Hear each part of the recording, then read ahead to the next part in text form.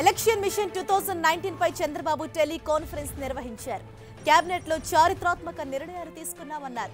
కూటమిలో నలుగురు ప్రధానులు ఉన్నారని బీజేపీ నేతలు అనటం వారి భయానికి నిదర్శనమన్నారు. కోల్కతా సభలో బీజేపీ నేతలు బెంబేలెత్తిపోతున్నారు. ఏపీకు ఎక్కువ నిధులిచ్చామని గడ్కరీ చెప్పటం అవాస్తవమన్నారు.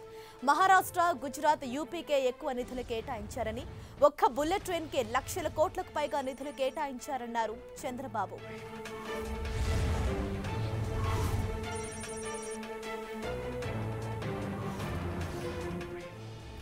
ఎలక్షన్ మిషన్ 2019 పై చంద్రబాబు టెలికాన్ఫరెన్స్ నిర్వహించారు. కేబినెట్ లో చారిత్రాత్మక నిర్ణయాలు తీసుకున్నామన్నారు. కూటమిలో నలుగురు ప్రధానులున్నారని బీజేపీ నేతలు అనటం వారి భయానికి నిదర్శనమన్నారు. కోల్కతా సభలో బీజేపీ నేతలు బెంబేలెత్తిపోతున్నారు. ఆంధ్రప్రదేశ్కు ఎక్కువ నిధులిచ్చామని గడ్కరీ చెప్పటం అవాస్తవమన్నారు. మహారాష్ట్ర, గుజరాత్, యూపీకే ఎక్కువ నిధులు కేటాయించారని, ఒక్క బుల్లెట్ ట్రైన్ కే లక్షల కోట్లకు పైగా నిధులు కేటాయించారన్నారు చంద్రబాబు.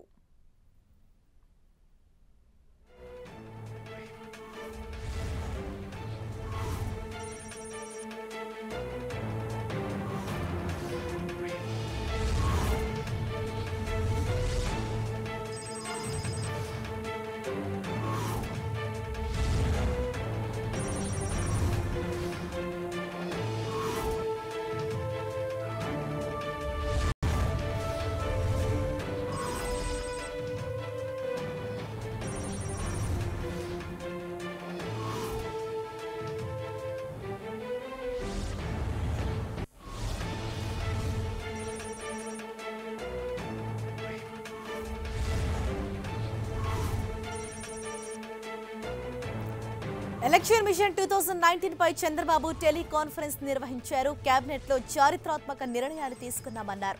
కూటమిలో నలుగురు ప్రధానులు ఉన్నారని బీజేపీ నేతలు అనటం వారి భయానికి నిదర్శనమన్నారు.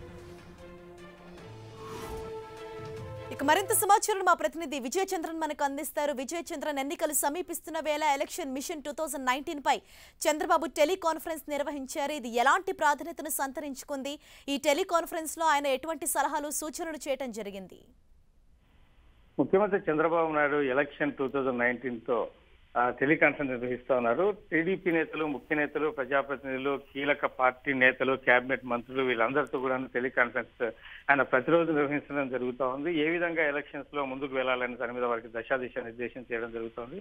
ప్రధానంగా ఈ రోజు జరిగినటువంటి టెలికాన్ఫరెన్స్ లో కేబినెట్ లో నేను రాత్రి తీసుకున్న నిర్ణయాలు ఏవైతే ఉన్నాయో వాటిని అన్నింటినీ జనంలోనికి తీసుకెళ్లాలా అని చెప్పి ఆయన చెప్పడం జరిగింది. ఎందుకంటే ఈ కేబినెట్ సమావేశంలో పెద్ద ఎత్తున ప్రజలకు తాయిలాలు ఇచ్చిన పరిస్థితుల్లో వాటినన్నింటినీ జనంలోనికి తీసుకువెళ్లి వాటిని ఓట్లుగా మలుచుకోవాలా అని చెప్పేసి చంద్రబాబు నాయుడు భావిస్తా ఉన్నారు.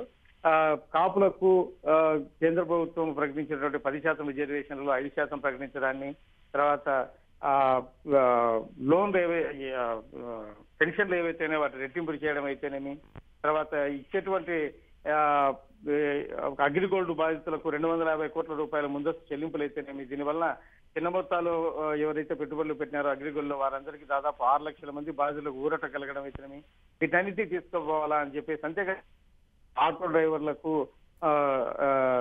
ఈ జీవితకాలపు పన్ను ఏదైతే ఉంటుందో ఆటోలకు దాన్ని ఎత్తివేయడం అయితేనేమి, ట్రాక్టర్లకు త్రైమాసిక పన్ను తీసివేయడం అయితేనేమి, వీటన్నిటిని అంటే పేద కార్మికులు మొదలుకొని ప్రతి ఒక్కరి వరకు ప్రభుత్వం ఏ విధంగా వాళ్ళకు సహాయం చేస్తా ఉందనే విషయాన్ని ముందుగా జనంలోకి తీసుకువెళ్లాలని చెప్పడం జరిగింది. అంతేకాకుండా బీజేపీ చేస్తున్నటువంటి ఆరోపణలు అయితే వాటినన్నింటినీ కూడా తిప్పికొట్టాలా అని చెప్పి కూడా ఆయన దిశ నిర్దేశం చేయడం జరిగింది.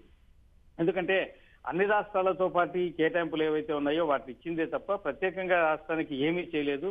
మహారాష్ట్ర, గుజరాత్, ఉత్తరప్రదేశ్కి ఎక్కువ నిధులు ఇస్తా ఉన్నారు. ఒక్క బుల్లెట్ ట్రైన్ కి 1,00,000 రూపాయలు ఇవ్వడం జరిగింది.